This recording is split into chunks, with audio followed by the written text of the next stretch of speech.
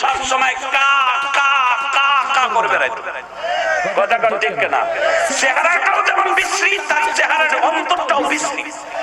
হিংসা দিয়ে গোটা দেহটা ভরা। কথা বলে ঠিক না? শুনলাম নাকি ইন্ডিয়ার এক হসপিটালে ইন্তেকাল করিয়েছে। তো সে যদি মারা যায়, তার বাংলার জমিনে জানাজা নামাজ হবে কিনা?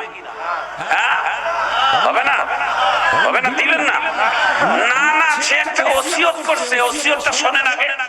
সে বেঁচে থাকতে বলছে, পালাবো না, পালাবো না। যদি পালাইতে হয় তাহলে এই রংপুরের পাশে ঠাকুরগাঁ জেলা ফখরুল আলমগীরের বাড়িতে যায় উঠবো। কথা ঠিক না? তাহলে এই ওসিয়তনামা অনুযায়ী যদি ওবায়দুল কাদের